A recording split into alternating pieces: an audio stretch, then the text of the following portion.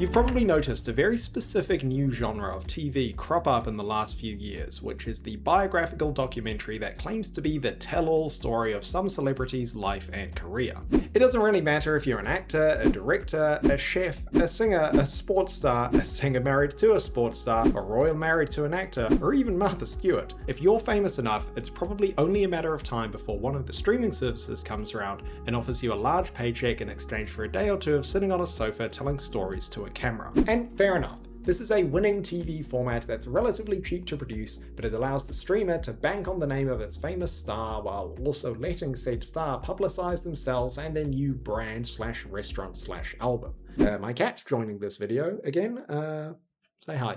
But in the case of pop stars specifically, the streamers tend to go one step further and actually follow them around for a few months while they're on tour, letting them release a concert film and usually a behind-the-scenes documentary once the tour has ended so that they can keep the money flowing for keep their magic alive for just a bit longer. So it's no surprise that Charli XCX, the British pop star behind the Brat summer phenomenon of 2024, was also asked to make one of these. And I'd been approached to do a more traditional concert film, which I think in another world could have been great and right for me. I mean, there are so many great concert films. But in true Charli style, instead of making an easy, fluffy PR piece and making bank from Netflix or Amazon, she instead teamed up with indie studio A24 to make a satirical mockumentary where she plays a fictionalized version of herself that manages to be both a hilarious parody of this whole genre while also being infinitely more honest and personal than any of these actual documentaries are.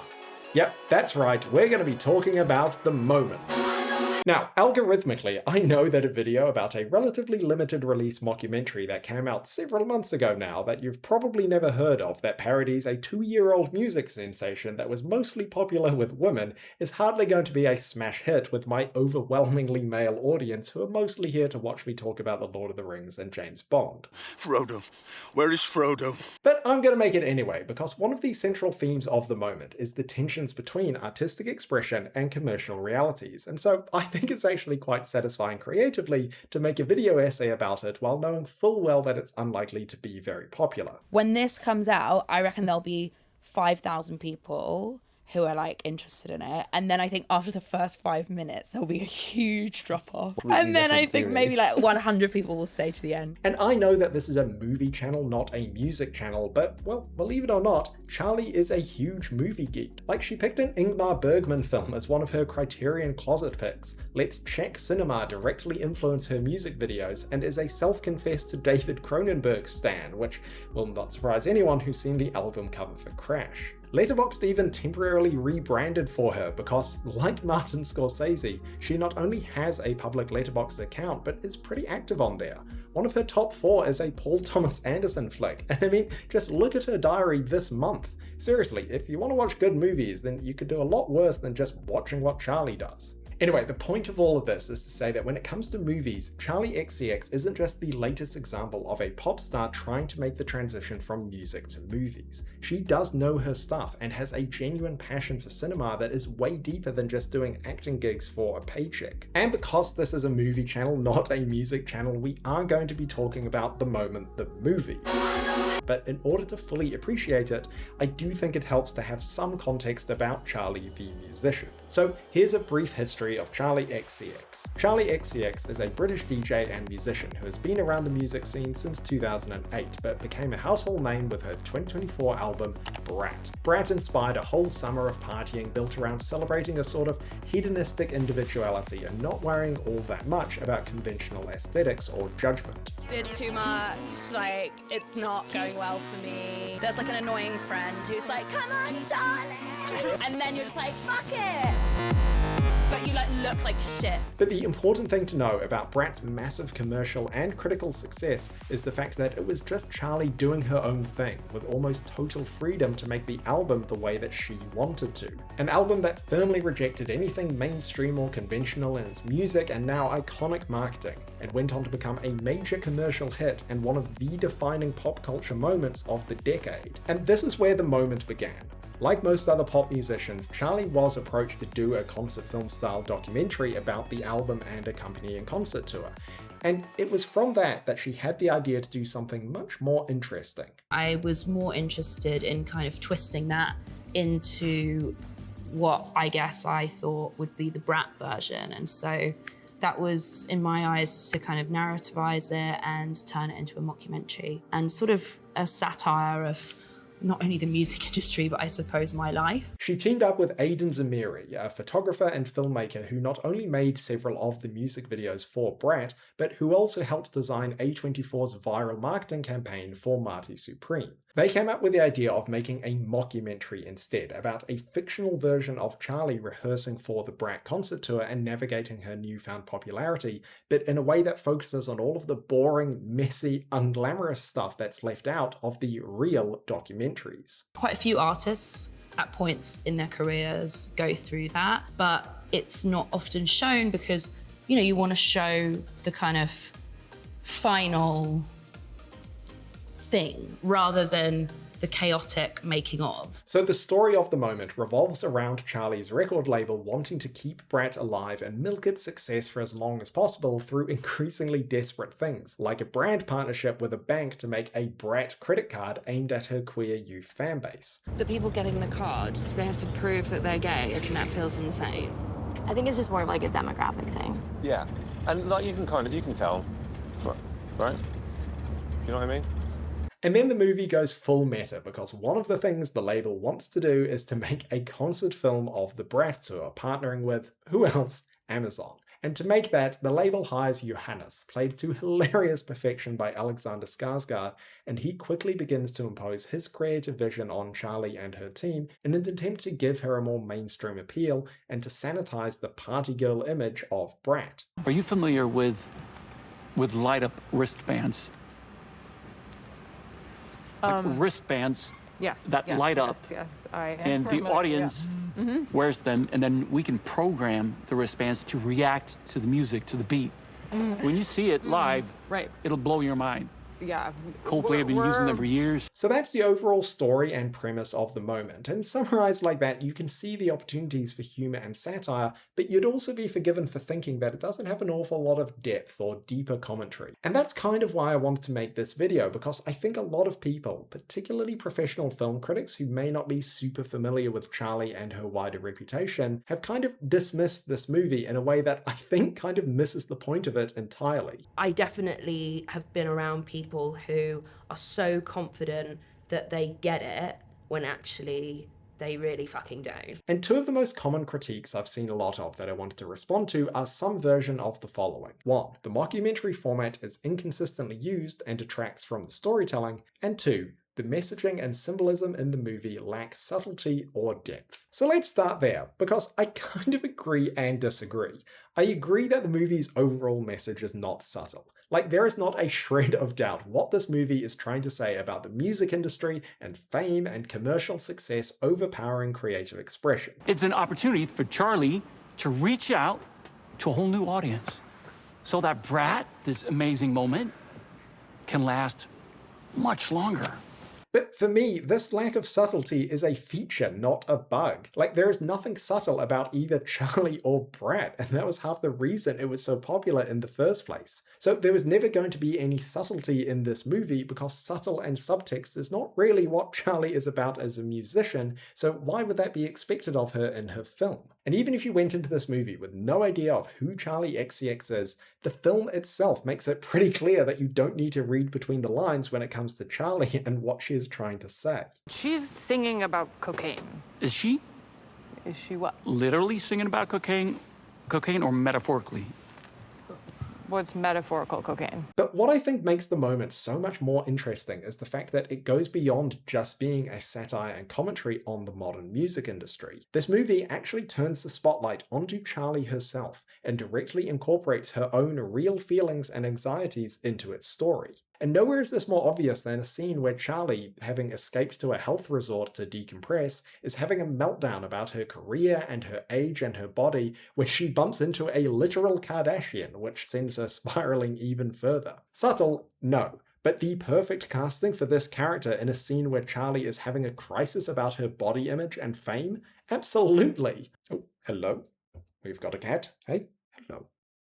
Which brings us to the mockumentary format. The moment is presented as if there is a documentary camera crew following the characters around and capturing what happens as it happens, a format that we are most used to seeing in comedies and mockumentaries, but it has been used in dramas as well. Dramas that, funnily enough, also star 𝗙𝗙𝗓𝗡𝗧𝗏 𝗙𝗪𝗏 as an antagonist who only speaks in corporate buzzwords. But I have seen the moment criticized for using the mockumentary format because there are scenes in the movie where it would be totally unrealistic for a camera crew to be there, and it's like...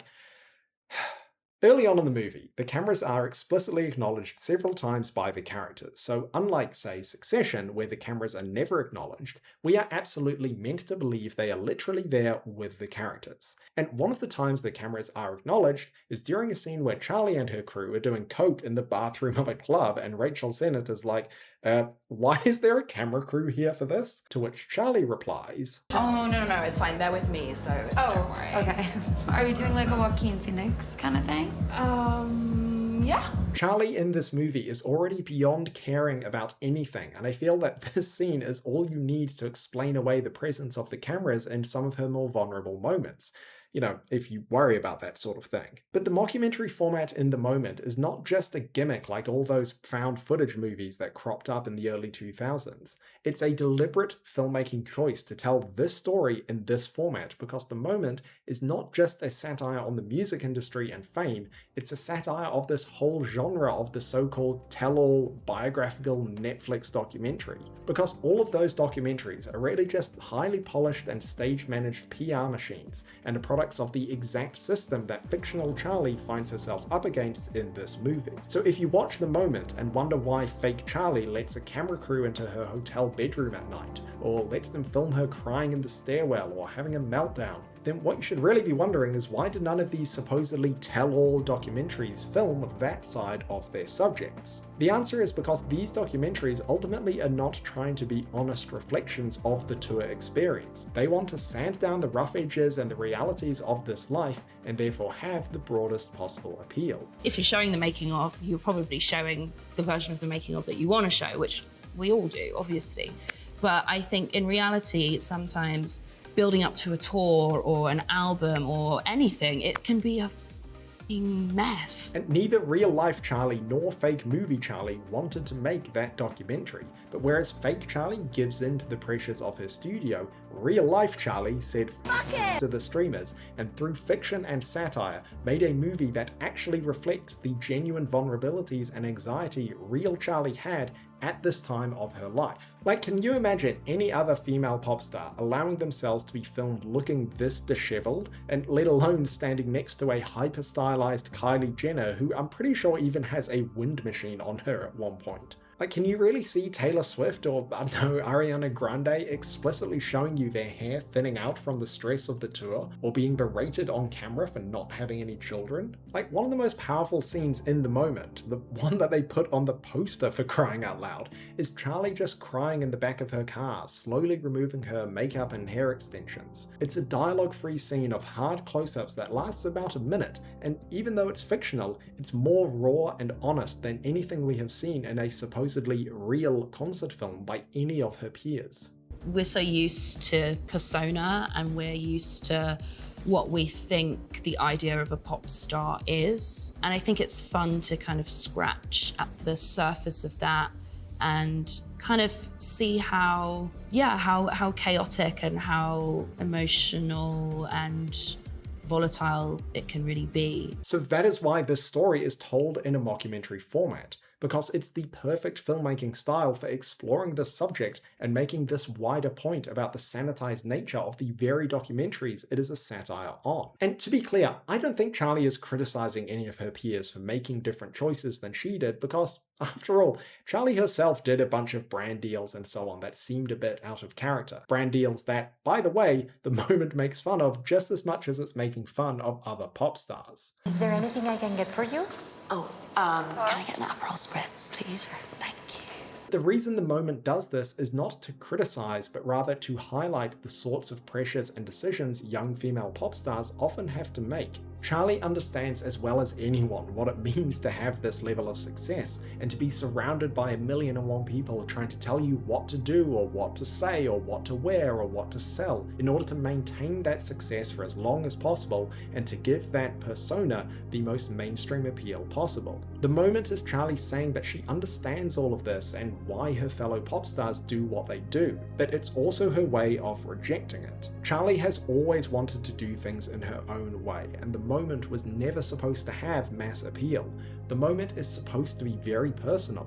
It's a movie about being messy and about being far from the mainstream, and it's also about letting things end. Patrick Willems just did a really great series of video essays about legacy sequels, and one of the points he makes is that the constant stream of remakes and sequels and spin-offs in today's media landscape is a symptom of studios never wanting to let go of popular and profitable IPs. And so they keep milking them until every last dollar has been wrung from them and they've lost everything that once made them special.